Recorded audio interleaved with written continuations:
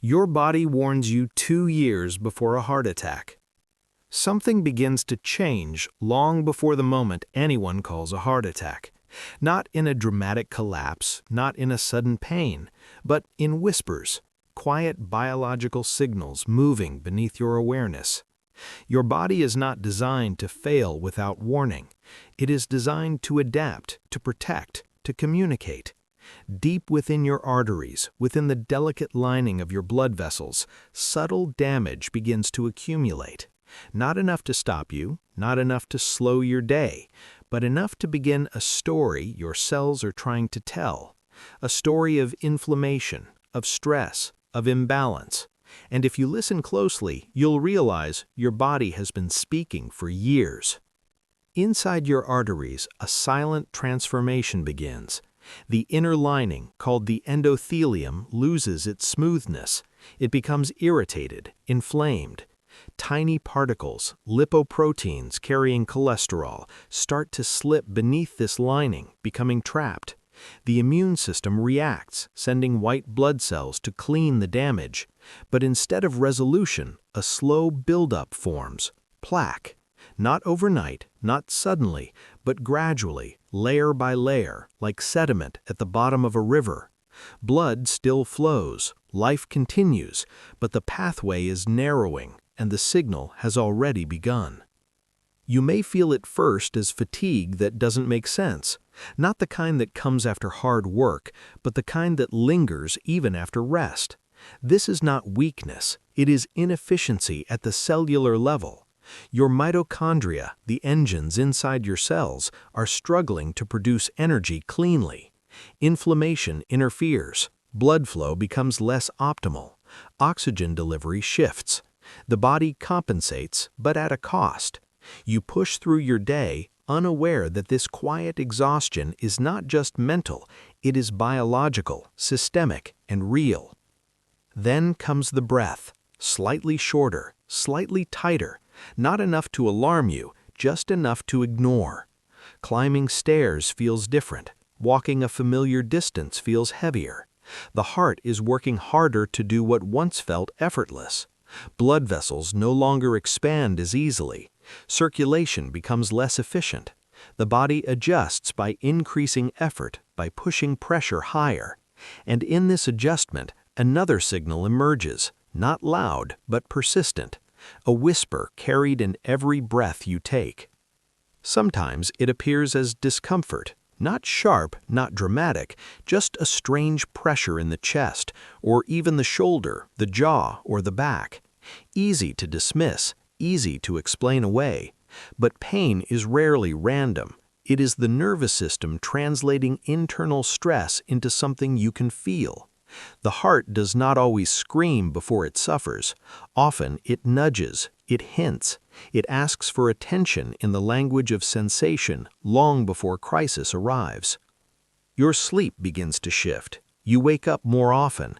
Your body feels restless, unsettled.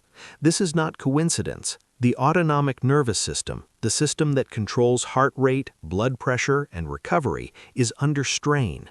Elevated stress hormones keep the body slightly alert, slightly tense. Even in rest, the body is not fully recovering, and when recovery is compromised, repair is delayed. Inflammation lingers, damage accumulates. The cycle deepens quietly, night after night. There are signals in your blood as well, numbers you rarely feel but that define your internal environment. Elevated glucose, rising triglycerides, subtle increases in blood pressure. These are not isolated issues, they are interconnected signals, part of a larger metabolic shift. Insulin resistance begins to develop. The body struggles to regulate energy efficiently. Excess nutrients remain in circulation longer than they should, interacting with vessel walls, contributing to damage. The system becomes less flexible, less responsive. Your mind may begin to change too. Focus slips, irritability increases, stress feels heavier. This is not separate from your body, it is a reflection of it. Reduced blood flow, chronic inflammation, and hormonal imbalance all influence brain function. The same vessels that nourish your heart nourish your mind. When they are compromised, even slightly, the effects ripple outward into how you think, feel, and respond to the world. And yet, through all of this, you continue, because none of it feels urgent enough, none of it feels final. This is the illusion of slow decline. It hides behind normality. It disguises itself as routine stress, as aging, as just being tired. But beneath that illusion, your biology is adapting in the wrong direction. It is not failing, it is responding to the signals you give it every day. Diet, movement, stress, sleep, these are not habits, they are instructions, and your body follows them with precision. But here is the truth that changes everything. The same systems that drift toward dysfunction can be redirected toward repair. The biology of decline is not permanent, it is responsive. When you change the signals, you change the outcome. When you move your body, you improve blood flow, increase nitric oxide, restore flexibility to your vessels. When you fast intermittently, you give your metabolism a chance to reset, reducing insulin levels and activating repair pathways. When you expose yourself to controlled stress, cold, heat, exercise, you activate resilience at the cellular level. Sleep becomes more than rest, it becomes repair. Deep sleep allows the body to regulate hormones, reduce inflammation, and restore balance to the cardiovascular system. Light exposure aligns your circadian rhythm, guiding when your body should be active and when it should recover. Even your mindset plays a role.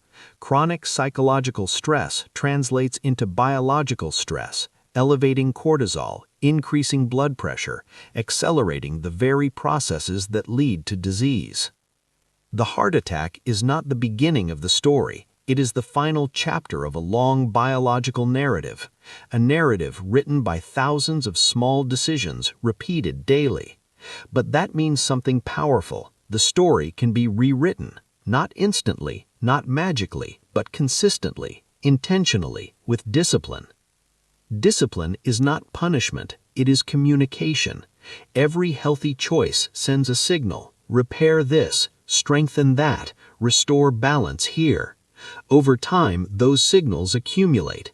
Blood vessels regain flexibility, inflammation decreases, energy production improves. The same body that once drifted toward disease begins to move toward resilience.